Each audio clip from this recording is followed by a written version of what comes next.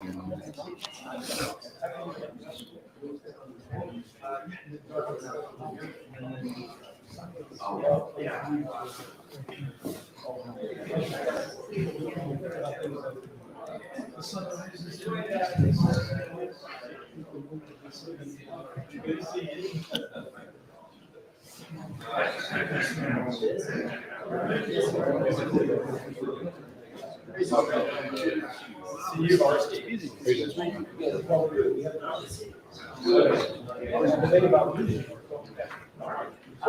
it, many LEDs through the crosshairs, you put a whole sky up there.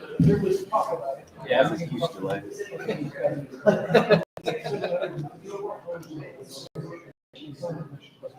Yeah. Yeah. Yeah, they're chasing the 7 speed up the river.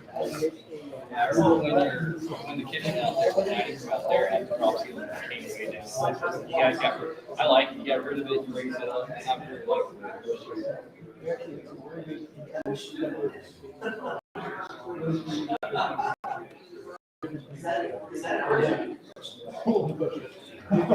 I just like the illustrations over here too. Like for us, we used to have that pull-down screen and a projector, and then we got a TV that's used to mouse, which is a little bit easier to plug a USB stick into it. But just to be able to do that, and it's like no matter where you're sitting, the camera is sitting, you can see your slideshow.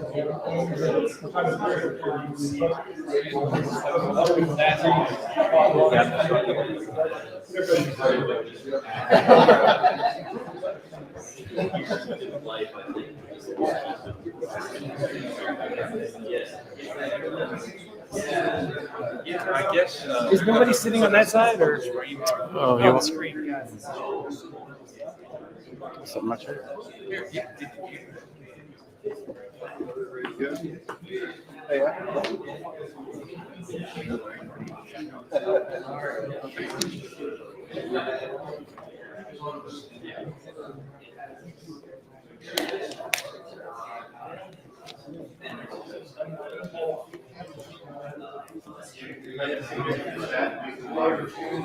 We're just gonna have to roll with it, man.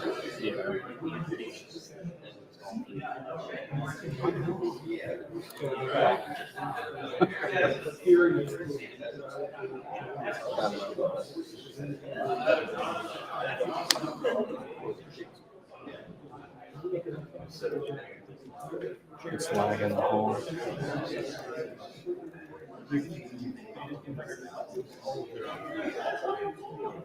Oh, I was at 250 earlier. What is it? Testmypc.com or something? Right?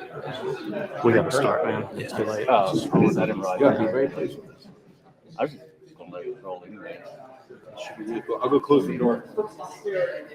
All right, brothers. Welcome to West Nashville Phoenix Lodge number 131 to our first monthly education series. And welcome to everyone who is watching the live stream as well. It's the first time we've ever done this, so chances are there'll be some glitches, but hopefully everything's working good on that end. We're going to be having these every fourth Monday of every month this year, and I'm really excited about this series. We're kicking it off with a great speaker. Many of you know Brother Edwin Josey, past master. Brother Edwin has spent an exhaustive amount of time over the years studying Wilkins Tannehill and is publishing, I'm sure he'll tell you more about the specifics of that, but publishing the Masonic Textbook of Tennessee from 1824 will be the first time it's been published in over 150 years. And very excited to see that. That should be ready next month. But again, welcome to everyone online. Brother Edwin, take it away.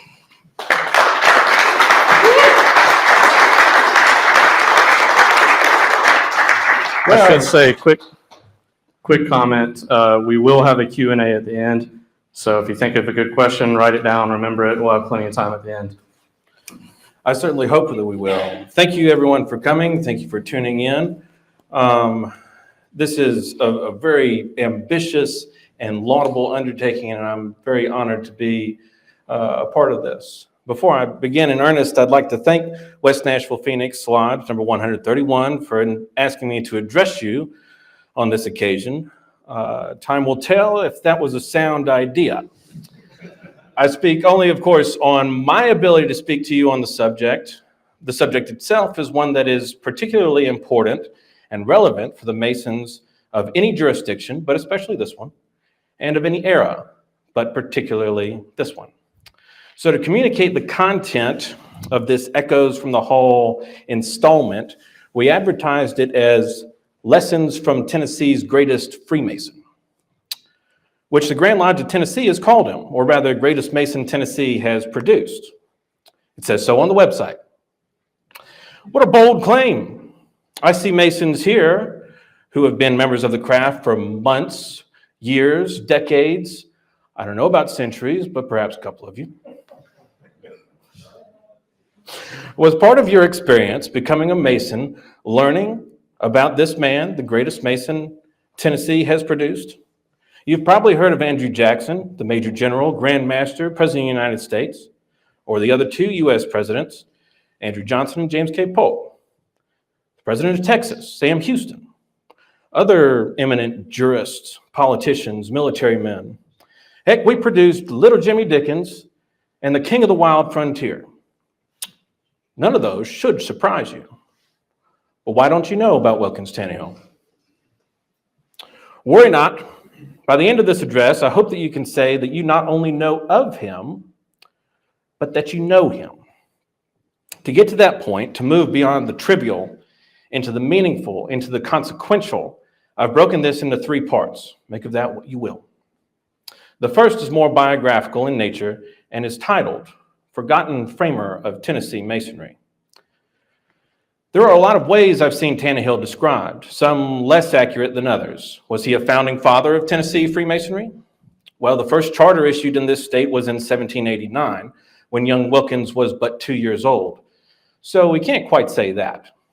He was made a Mason in April of 1813, under the jurisdiction of the Grand Lodge of North Carolina and Tennessee. So as our Grand Lodge was established 8 months later, it could be said that he was a founding member of this Grand Lodge, although that's not quite accurate either. The past master degree in the early days entitled one to membership and therefore suffrage in the Grand Lodge, unlike today. In fact, the general machinery of the Grand Lodge we operate under today was largely brought about by or with Tannehill's influence. So I prefer the term framer of Tennessee Masonry. Now, let us begin at the beginning and progress from there as logically as possible. Wilkins Tannehill was born in 1787 in Pittsburgh, Pennsylvania. His given name comes from his mother's family, the rather prominent Wilkinses of Western Pennsylvania. Our Tannehill's Wilkins uncles and grandfather were nearly all members of the Pennsylvania line of the Continental Army, many of them officers. His father, Josiah, and Uncle Adamson Tannehill were both officers of the Maryland line before Josiah Tannehill was captured at the fall of Fort Washington. Now, as a student of history, I try to collect information wherever I can find it. However, primary sources are the goal. Apocryphal stories and anecdotes are nice, but I don't always trust them. Here's the first lesson. Trust, but verify. Somebody else said that. I didn't come up with it. Anything I say, I've documented where it came from, and I'm happy to share, and I hope you'll ask, just maybe not until the end. Anyway, there's an anecdote that's come down through the Tannehill family, through the granddaughter of one of Josiah Tannehill's younger siblings. Josiah Tannehill was probably born in 1752 or 3. My grandfather told me some things about him that I remember very well, others that are too indistinct to attempt to repeat. He told me of their boyish pranks when they lived in Maryland before the war, from which I judge he was a real boy, full of activity and fun and humor. A circumstance that occurred during his imprisonment may not be without interest to you. As you are well aware, the American Army officers, as well as soldiers, were ill-fed and miserably clad. One day, the prisoners were drawn up in a line, and a British officer walked to and fro in front of them. Your grandfather, Josiah, was a large and commanding man of fine appearance and was as ragged as any of them. His shoes especially were really only the remains of shoes. This British officer made this the special subject of insult by directing expectoration toward and upon his barely covered feet. Josiah bore the repeated insult until forbearance ceased to be a virtue, and with one blow of his powerful fist, he laid the officer sprawling at his feet. He expected severe punishment for the act, but if it was reported to the superior officers, they must have decided that the officer received only his just dues, for he was never called to account for the offense. Both Tannehill brothers were stationed at Fort Pitt when the Treaty of Paris was signed. Newspapers of that era indicate that at the Green Tree Tavern, operated by A. and J. Tannehill, the first 4th of July celebration was held when our Wilkins Tannehill was only 4 months old. At least 12 toasts were drank, probably of the Green Tree's advertised best liquors and good water from a well in the yard.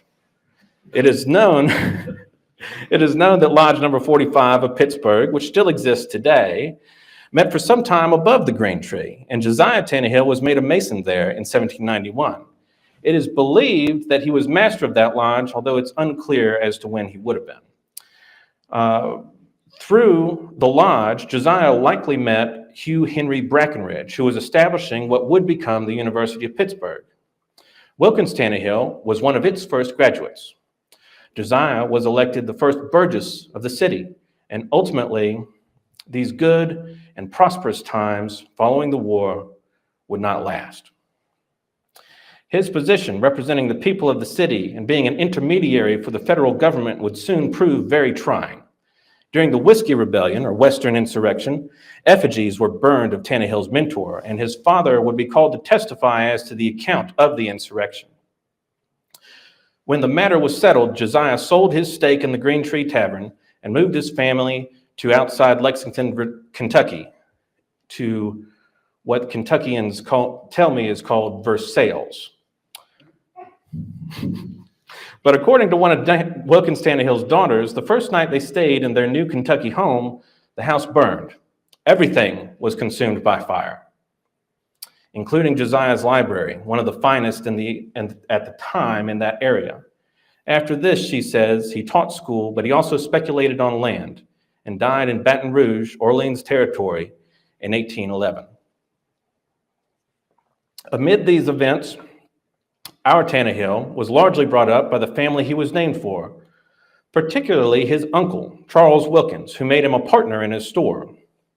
In 1808, Tannehill took a flat-bottom boat with his uncle and entourage, leaving from his maternal roof and drifting down the Ohio to the Mississippi, and from there down to New Orleans.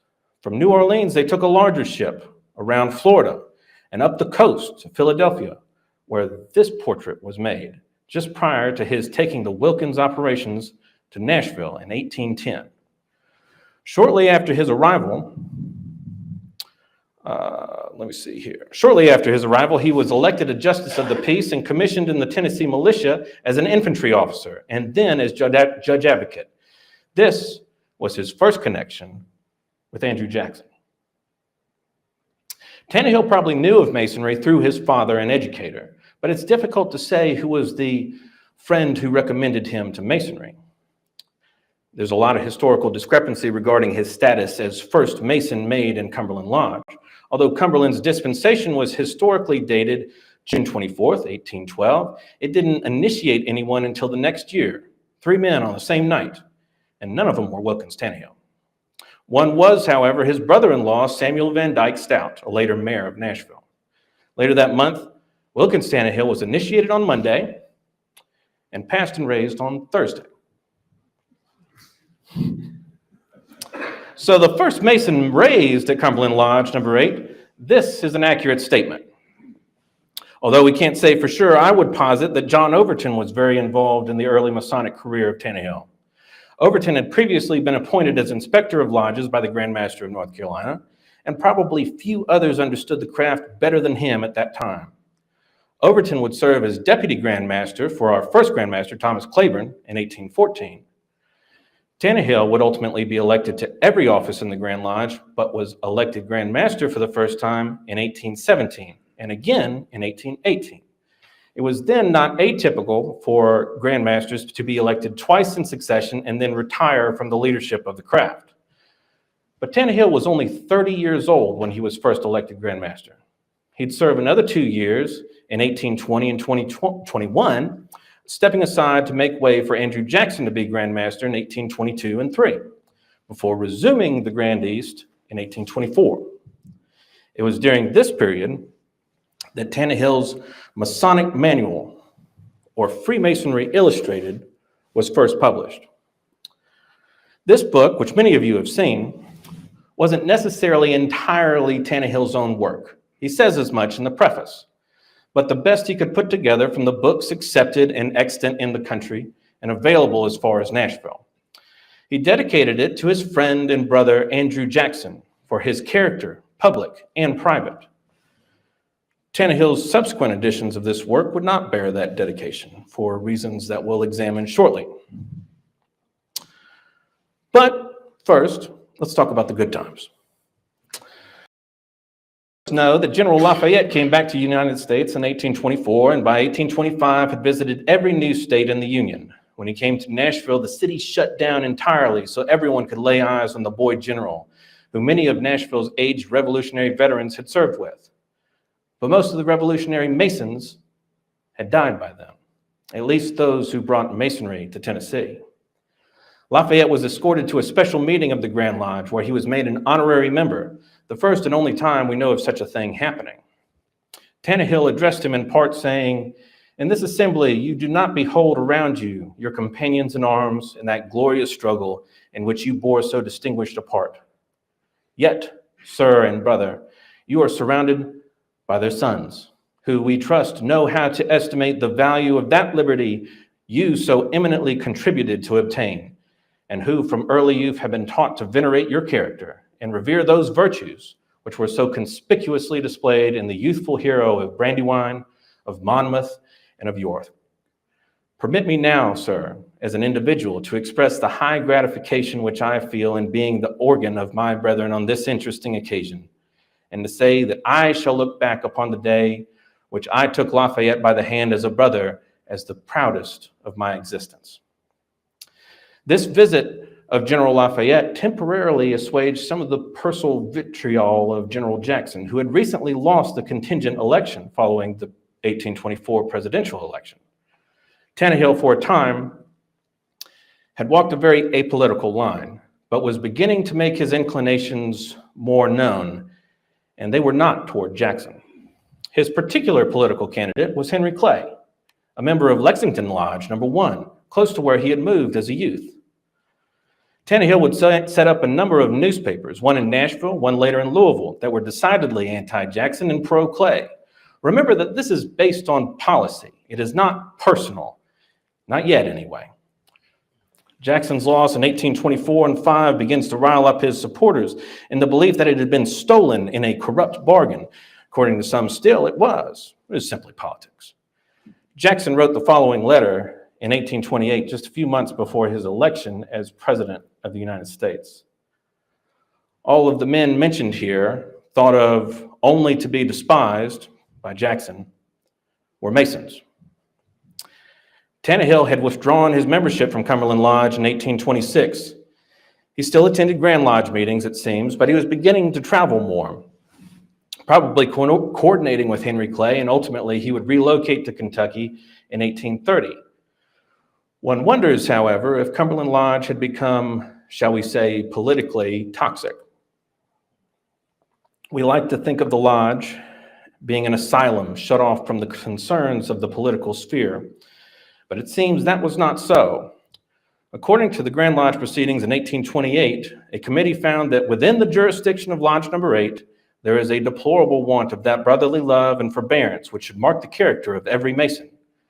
Political differences have bred private controversies, and with much sorrow, your committee have ascertained that the endearing relations which some entertained toward each other, if they did not augment, seem to be far from allaying them. It is to be hoped that the day is fast approaching when the excitement of these times will be unknown, when the sober reason of men will again return, when brothers can look with charity upon the faults of other brothers, when actions, not motives, will be the criterion by which men will form their opinions of each other, and when brotherly love, relief, and truth may again find a resting place and flourish. In Kentucky, Tannehill became a member of Louisville Lodge, or a lodge in Louisville called Clark number 51. Presumably, he was master of it because he was quickly made Grand Orator, a position previously held by Henry Clay. He served on several Grand Lodge committees, including foreign correspondence, ways and means, and delinquent lodges. Before his return to Nashville in 1841, he would serve as Deputy Grand Master of Kentucky and Grand Master PT. On his return, Cumberland Lodge would suspend their bylaws, requiring an affiliating member to reside in state for 1 year, and immediately resumed his membership in his alma mater. Less than 6 months later, Tannehill would be elected for a 6th term as Grand Master of Tennessee. The anti-Masonic movement, which began in earnest before Tannehill was ever a Mason, but certainly peaked with the Morgan affair and, quite frankly, with the ascent of Jackson to the presidency, had begun to subside. Lodges were reopening. Membership was growing. Tannehill used this time of Masonic prosperity to encourage 2 great initiatives: Masonic-sponsored institutions of higher learning and asylums for widows and orphans. The former would be realized in his lifetime as the Masonic University of Tennessee, established at Clarksville in 1848, I believe, but now known as Rhodes College in Memphis. The latter initiative was mostly handled on a case-by-case basis, but the Civil War created a stunning supply of Masonic widows and orphans, and Tannehill's vision of an asylum was realized before the close of the 19th century. And Tannehill's own life was not without tragedy. Soon after his 6th ascent to the Grand East of Tennessee, his wife Eliza passed away. Mourning her loss, he felt unable to travel to visit each of the newly flourishing lodges in our jurisdiction. But instead of replacing him at the next session, the Grand Lodge re-elected him for a 7th term. On his final retirement from the office of Grand Master, he set to work composing what would become his last Masonic Manual, focusing extensively on the symbolic degrees, and with added knowledge of decades of experience since his first work. On its publication in 1845, Grand Master Edmund Dillahunty said his book should be found not only in the lodges, but in the house of every Mason in the country. This, to me, suggests the universal design and appeal of Tannehill's work. He was only ever active in the confines of the jurisdictions of Tennessee and Kentucky, but he endeavored to improve Masonry and Masons wherever they could be found.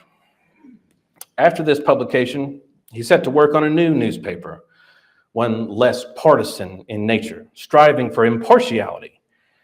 But at that time, impartiality, unlike today, often appeared biased to one side or the other. For those of you following along but have not necessarily been tracking who was president at the time, we've entered the James K. Polk administration. To say that Tannehill was pro-Polk is not accurate, but he covers the administration in his new newspaper as impartially as one could. So certainly, there was no fawning over President Young Hickory or the war with Mexico, and some of Tannehill's Democratic friends criticized him for his coverage. As far as we know, Jackson and Tannehill never reconciled. But when the president passed, a special meeting of Cumberland Lodge was called where Jackson's death was announced by the master, Joseph Norval. No request for Masonic interment had been made by Jackson or his family, but Tannehill, Jackson's old enemy, and political enemy, then moved that this lodge will attend the funeral of the deceased brother, prepared for the funeral service if desired, but if not requested, as citizens. In his newspaper, the Orthopolitan, Tannehill was supportive of the notion of a statue of Jackson to be erected at the state capitol. In an issue of his newspaper, he says, "Tomorrow is the day set apart by both branches of the General Assembly for the discussion of the resolutions proposing the erection in the state capitol of an equestrian statue of imperishable bronze to the memory of General Jackson. The occasion will no doubt be an interesting one, provided the speakers avoid the introduction of such subjects as may excite party feelings. There are points in the character of General Jackson in which men of all parties agree. We hope, therefore, that all remarks tending to having a tendency to drag in political matters will carefully be avoided, and that all will unite in the erection of a statue which will be an ornament to the Capitol, while it will perpetuate the memory and the achievements of a man who did much to elevate the character of Tennessee and give it a high rank among the states of the Union.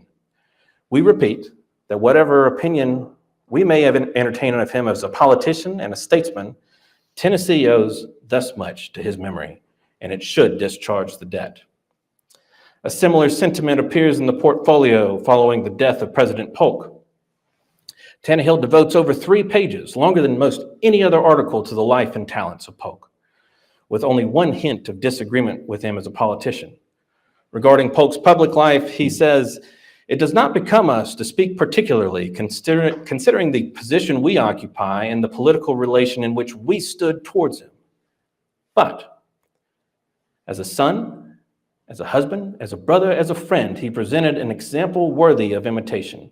And while he will live on the page of history as a prominent politician and a statesman, the historian will not omit to record his virtues as a man. Mr. Polk was a member of the Masonic fraternity. He was initiated, passed, and raised in Columbia Lodge. In his attachment to the order, he never wavered, and when his last hour approached, he manifested his attachment by his earnest request to be buried with the honors of the order. His request was complied with, and most accounts say that Tannehill was the officiating officer of the funeral service. Tannehill would continue his last work, the portfolio, from 1848 until 1850, when his eyesight began to fail him. Faced with losing his sight entirely or discontinuing the work, he opted for the latter, but not before sharing some valuable sentiments in what he thought would be his last words to the fraternity. Among these, he said, "To thoroughly understand the doctrines Freemasonry inculcates, Masons should look beyond the mere ceremonies of the order. A man may understand all these in their technical forms and yet be deficient in the essential qualities of a good Mason. He may understand the forms and yet be deficient in the essential qualities, be deficient in the spirit of the order. He should investigate the legends of the order, examine its traditions, and study their occult or esoteric meaning. Much is hidden under the veil of Masonry from the eye of the careless and unobserving Mason, but it is no difficult matter to raise that veil and lay open beauties and principles which were before enveloped in mystery. There is no institution," he says, "whatever may be the principles upon which it is founded, or however holy or sacred may be its sanctions, whose members do not sometimes require to be reminded of the duties they have taken upon themselves. Men are frail by nature and are prone to lapse into neglect of duty and into error, and to come short of their bounden obligations." Despite ceasing the production of his last Masonic endeavor, Tannehill's sight continued to fail, though he continued to be present at the Grand Lodge and discharge his duties. Before his retirement, brothers would read him the foreign correspondence, and Tannehill would dictate the Grand Lodge's response. In 1852, Charles Fuller, that man up there, orchestrated a display of gratitude in the form of a jewel of pure gold with Tannehill's likeness at the center. After expressing his surprise and thanks for that physical manifestation of gratitude, Tannehill said, "Most worshipful sir and brethren, my earthly pilgrimage is fast drawing to a close. My days of usefulness are past. I cannot hope to repay the many acts of kindness and consideration I have received at your hands. The infirmities of age and the inroads of disease have shattered my constitution and enfeebled my frame, and I now feel I am but a decayed and withered branch on the glorious tree of Freemasonry, which has spread over islands and continents wherever civilization has displayed its banner, scattering the beneficent fruits of charity, friendship, and brotherly love. Under its shadow, I have calmly reposed in days of prosperity and have enjoyed its shelter when depressed by adverse fortune." Tannehill's final appearance before the Grand Lodge would be 3 years later. Now, you'll recall my aversion to sharing apocryphal stories. But this one comes from the pen of Most Worshipful Wilbur Fisk Foster of Cumberland Lodge number 8 and the founding master of Corinthian number 414. So let's give it the benefit of the doubt. It was at the close of the afternoon session of the Grand Lodge on Thursday, October 4, 1855. Since Monday morning, the venerable brother had occupied his accustomed seat, listening intently with but little to say. And now, just before the sound of the gavel should give permission to disperse, the grand old man, the well-beloved brother, who for more than 40 years had been the moving spirit of the Grand Lodge, the leader in its deliberations, presiding genius in formation of its legislation, quietly rose to his feet, addressing the Grand Master, and requested leave of absence during the remainder of the communication. Full well was he conscious, and so were the brethren who surrounded him, that this would be his final farewell. He was feeble in health and totally blind. And when his request was granted, it was suggested at once that the opportunity be given for all to clasp his hand, and bid him goodbye. Oh, the overwhelming pathos of that next 30 minutes. Every brother present knew and loved and honored him as the one who had so long been their leader, their ideal as a man and a Mason. Every brother present was personally known and loved by him who is now bidding them a final farewell. Standing upon the floor in the quiet, dignified attitude and bearing so naturally his, the brethren passed him in long procession. And as they passed, a whispered name was given, and a hand was clasped in that strong grip familiar to all. The silence was unbroken except perhaps by an occasional sob or a sad goodbye, my brother. And the face of the grand old man was bright and happy and serene as ever, save for the tears that streamed from his sightless eyes.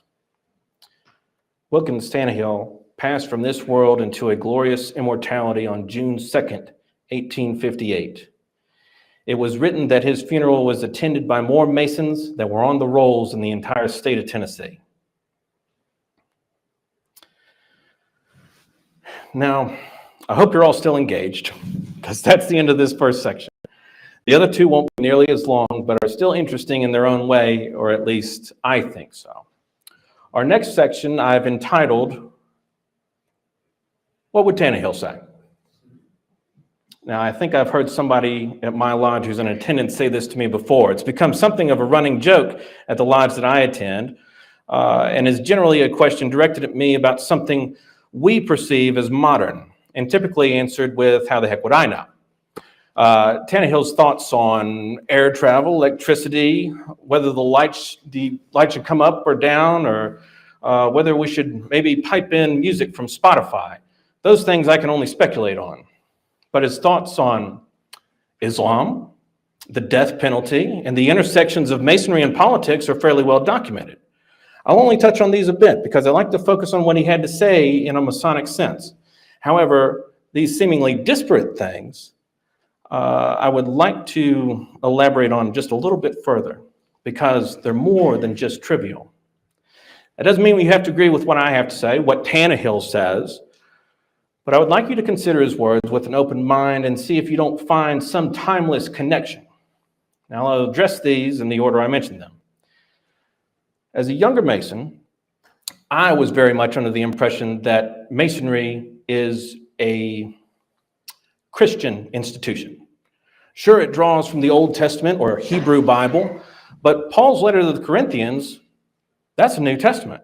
And therefore, looking at this young man's rather unnuanced view, I mistook the meaning of what Masonry meant by universality.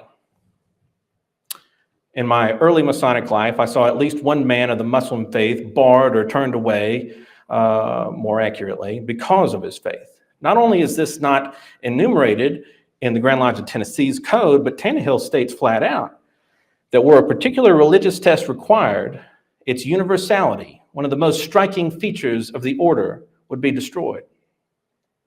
The Mohammedan, the Jew, the Brahmin would no longer extend the hand of relief to the brother in distress. No longer would Masons find brethren in every clime. This indicates that according to Tannehill, Masonry is not only open to the Abrahamic religions, but those of South Asia, commonly called Hindu. Before we got started, I tried to identify a couple of you all that have the know-it-all pen, the pen of excellence, those guys that know all the blanks in the book. And some of you guys may have to fill in the significance of a particular word coming up for the others, which may also excite the gamers among you, if there's any of those here. First, before I go too far down this road, Tannehill was a lifelong member of the Presbyterian Church. He worshiped at First Pres downtown at the intersection of what's now John Lewis and Church, which incidentally was right across from the Masonic Hall, since Tannehill laid the cornerstone for it in 1818. However, Tannehill's interest in Islam, particularly the Quran, is more than just trivial. He, being a student of literature, had read the holy book of the Muslim faith and wrote an essay on Muhammad in 1836, published in several journals of literature. In it, he extensively lists the virtues of the religion and the contributions that the Islamic world, from the Arabian deserts to Moorish Spain, had made to architecture and literature, in a time the rest of Western civilization refers to as the Dark Ages. Acknowledging that although he attempted an impartial sketch of the doctrines and principles of that religion, some would think he represented them in too favorable a light. But he says, I've only represented them as I find them written down in the Quran, the book of their faith. That the Quran is a book of human invention will be readily admitted, but it must also be admitted that it contains some noble precepts of morality expressed in strong and beautiful language. Now, with that segue that I somewhat teased earlier, Tannehill also wrote about the assassins. Folks at my lodge have heard me jabber on about the significance of Tannehill's interest not only in Islam, but really more specifically in the assassins. In an essay from the same period, he gives a fairly elaborate history of that order, how they were Muslim. However, he says the fundamental dogma of the order inculcated that to the initiated, everything was permitted, and that murder itself was no crime. The moral doctrines of the Quran, although professed, were secretly disregarded. The connection of this word, assassins, which came into existence over a millennia after the building of King Solomon's temple, and our ritual, again, pen of excellence holders, you make this connection for other people later, is no mistake. Tannehill here uses this example to warn us, be careful who you let through that door. Not everyone is what they say they are. Now, despite what you might think, given some of the things that happen in our ritual, Tannehill was overtly anti-death penalty. This isn't because he was a softy, but because he acknowledges that even in examples where a crime is provable beyond a shadow of a doubt, even if a murderer confesses to his crime, Tannehill is of the feeling that they should be kept in prison for life. A murderer who has no regard for another's life, in his view, has little to no regard for his own either. He says, however, on some minds, sanguinary or bloody punishments have less influence than solitary confinement. In the punishment of death, one struggle and all is over. And there are many so constituted that they can look with composure upon the prospect of death, but their nerves are shaken at the idea of perpetual confinement, cut off from all communication with their fellow men. Now, you're entitled to your own opinion on the death penalty, of course, but I would like you to consider what he says here, that solitary confinement, being cut off from all communication with other social beings, is a fate worse than death to any well mind. As for the intersection of Masonry and politics, you and I both know they don't mix. But is that only when the guy who doesn't think the same as us is around? Do we use our Masonic connections for political purposes? Our code reads that it is reprehensible to use Masonry to promote the interest of a candidate for political office. It's also an offense to use Masonic membership for political purposes. But why? If we support free government and we are patriotic, why shouldn't we use our membership to effect positive change in public office? Well, Tannehill says Masonry teaches no particular political creed. It inculcates no particular maxims of civil or political government. It does teach, and that most emphatically, obedience to the laws. Masonry interferes with no man's political opinions.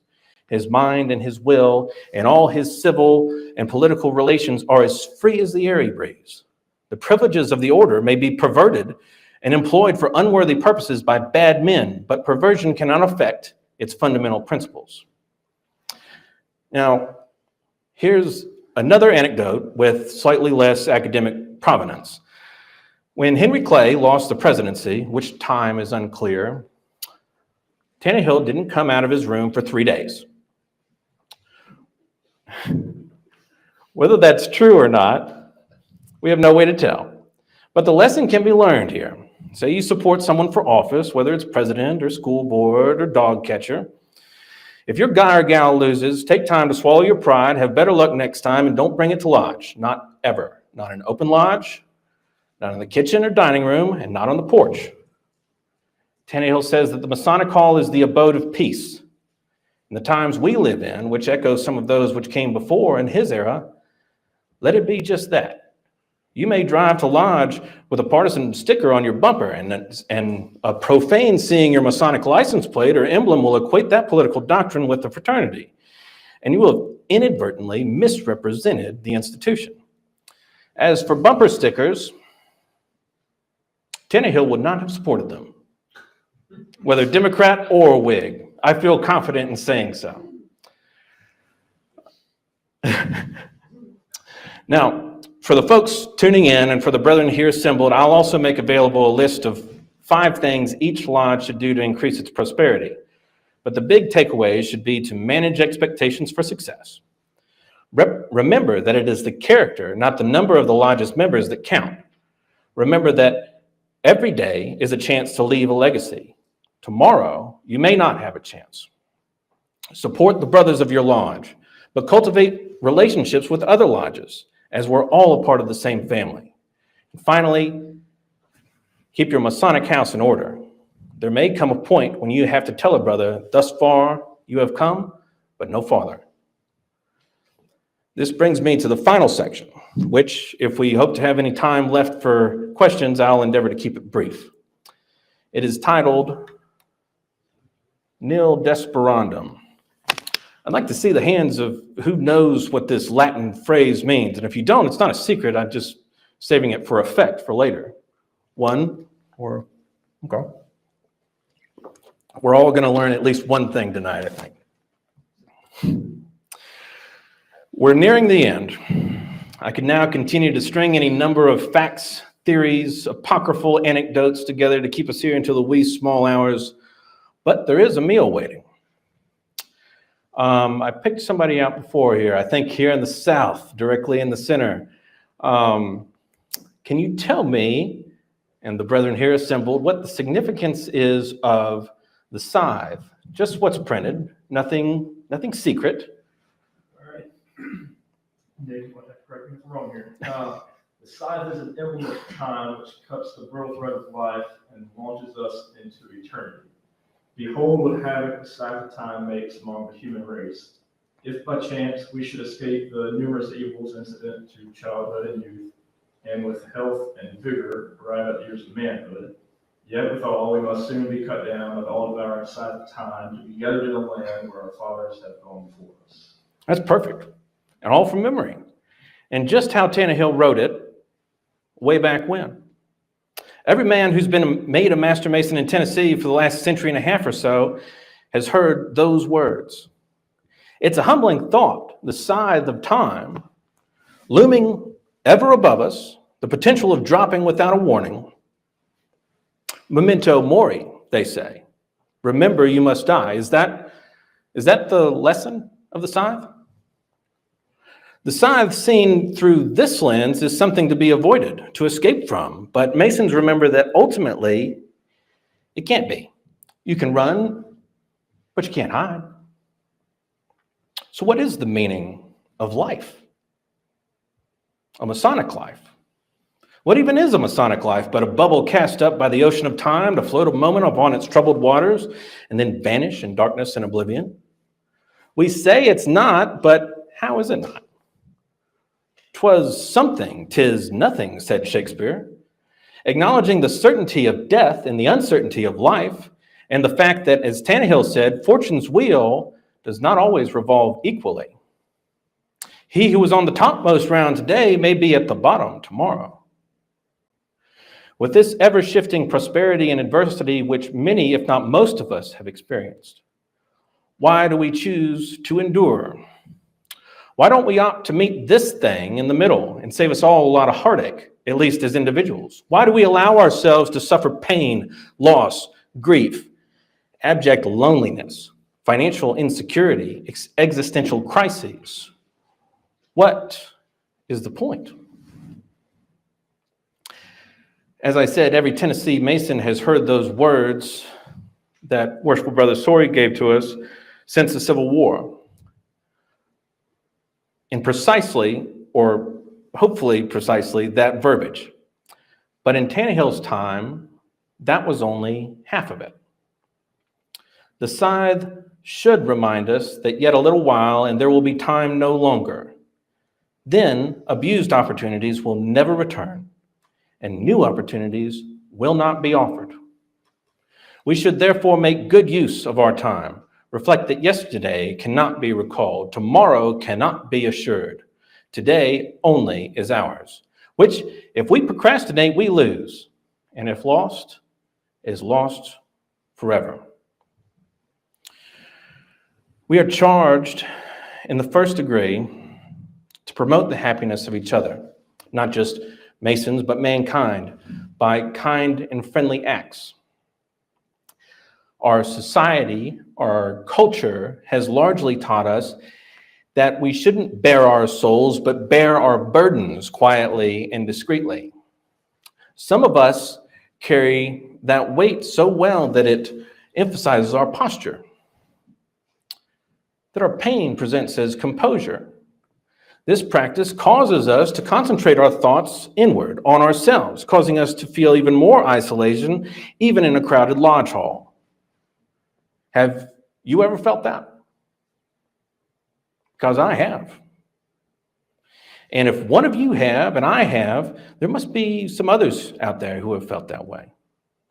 We have to be willing to be vulnerable, if not within the safety of the lodge, then with those brothers who have our trust. When we fail to do so, we're denying one another the opportunity to practice what we're charged to do in the first degree. This is what we're supposed to walk away with on that first night as a Mason. But it is no great stretch of the imagination. Remember that Masonry is essentially a charitable institution. But it's no great stretch of the imagination to posit that the meaning of charity has been distorted. Tannehill says the term charity is embodied love for the whole human race. Many of the brethren have mistaken views regarding this great principle of Freemasonry. Now, I cannot be the only Mason whose hair stands up hearing 1 Corinthians at a wedding. The love that later translations of the Bible substitute for King James's charity means brotherly love, not romantic love. Now, I'm not suggesting whatsoever that you erase your lodge's budgets for charity, because pecuniary relief is often important, but money can't buy brotherly love, folks. Let's say you've lived a successful life. You've raised fine children. Maybe they've moved off to another part of the country or even another country. Your fixed income and your budgeting have put you in a position where you could live on your own till you're 106 before you need any assistance. Maybe your spouse passes before you do. Maybe your memory isn't what it once was. And every day your vision for why you continue is a little blurrier. Now, I haven't lived this precisely, but I know someone who did. Engrave it on your heart, he says, nil desperandum, never despair. Not until from your nerveless grasp drop forever the working tools of life can you give up your sacred duty of trying to help another human being who may be going through the same trials as you, just at a different point in life. Tannehill said that the level should remind us that we are equally subject to diseases, to accidents, and various afflictions, the young and old, the rich and poor, but human kindness is not discounted because you're one or the other. And among his last words to his readership, he says, "If my declining years are clouded, it is not with despair. My motto is hope on, hope ever. I can look forward to the few brief months or years that may be before me without any feeling of despondency." He continues, "History is said to be philosophy teaching by examples, but adversity may be said to be philosophy teaching by suffering. And I am inclined to think that it is the best teacher of the two if we would only avail ourselves of its instructions. It's been often remarked that how living today is so much easier than it was before, whenever that was. But from the dawn of time, there have only been so many human emotions. The same emotions he was capable of, you are too. So I hope that you're able to empathize with him when he says, 'I regard this world with all its cares as better than some would make it out to be.' If adversity is the better teacher of philosophy, using suffering to communicate its lessons, remember that Scripture says a brother is born for adversity. We need each other, all of us. If you take nothing else away from tonight, I hope that you will realize or reaffirm your commitment to the Masonic responsibility of improving the happiness of other people, whoever they are, wherever they're from, and whatever their circumstances. And I will try to do the same for you."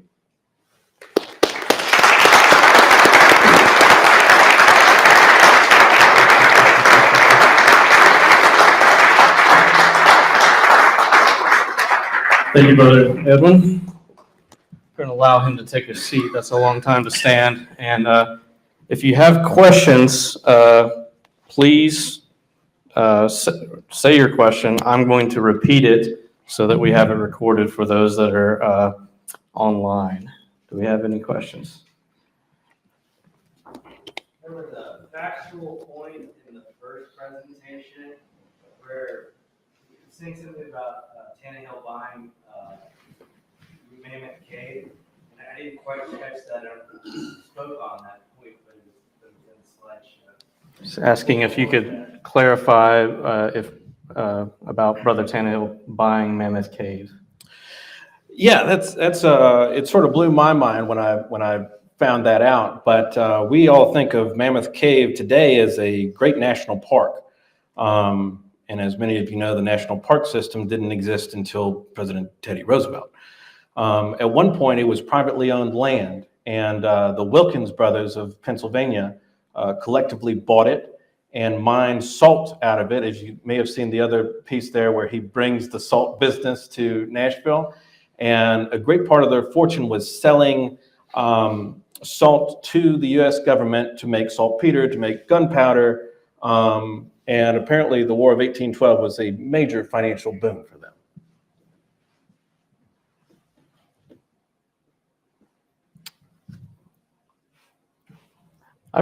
So you spoke on a couple of different topics as far as what Tannehill would like us to know today as Masons. I read a little bit of the manual. You gave me a sneak peek, and one part I found fascinating is his continual talk of our conduct as Masons, not only in the lodge, but outside the lodge. And when we're looking to admit men to Masonry, how we should be very selective in their conduct and who they are as people. Could you touch on all of that? Absolutely. It's with only so much time to try to keep people from getting very angry and hungry, had to cut a little bit out of here. But if Tannehill emphasizes no other important point, it is that it is easier to keep a man out of the lodge than letting a person in, figuring out there's someone else other than who they represent themselves to be as a moral person it is much easier to keep them out than to kick them out. He repeatedly brings up this issue of the reputation of Masonry being sullied by people who, frankly, ought to know better. What's the point, he says, of promising to be something within the walls of the lodge if diametrically opposed we are in action outside the lodge? He is known quite frequently, referred to as a temperance man. That's certainly not exactly how we perceive it today, not with the sort of teetotaling aspect of temperance, perhaps. In his manuals, he suggests that after the lodge is concluded and closed, that the brethren may enjoy some innocent mirth with our own peculiar songs. We used to sing a whole lot more. But he reminds us to be ever watchful of our conduct, no matter what, especially if we're wearing a Masonic emblem or we're leaving a Masonic building. The eyes of the world are always upon us, usually jealous eyes too. They don't know what we're doing in here, and so they're apt to come up with very creative ideas, which you may have heard. But the idea of temperance, it was certainly something that he interpreted quite differently.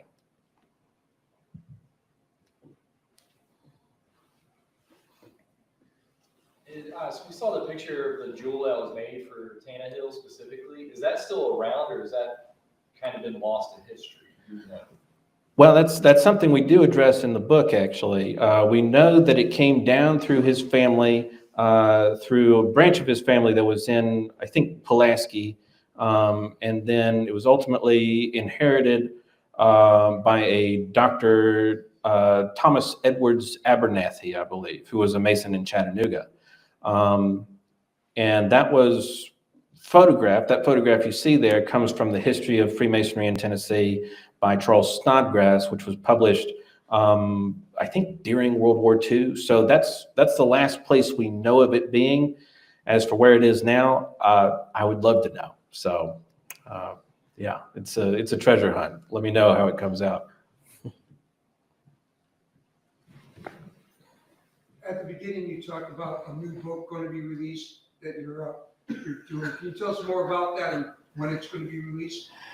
I sure hope so. It's out of my hands now. The book itself. We prepared this manuscript. I say we. A lot of folks have helped with my work on assembling. What you see here is two of the three manuals that Tannehill published during his life on Masonic ritual, but really more Masonic philosophy. The book that Corinthian Lodge number 8 is publishing next month is a collection of it's annotated and edited by myself, so with plenty of flaws in it, I'm sure. But what he said Masonry was in 1824, 1840, and 1845. It also has several speeches that he gave at different points in his life, which are not ritual per se. You would never hear those in the lodge, but it's what he told people Masonry was. And I think that interpretation of what Masonry means to the greatest Mason Tennessee has produced is an important thing to hear. I'm sorry, I cut you off, Ryan. You're fine. Anything else, or is everyone hungry? All right, I would like to give a quick welcome to our grand historian, Brother Walter Seifert is here tonight. Thanks for coming out, brother.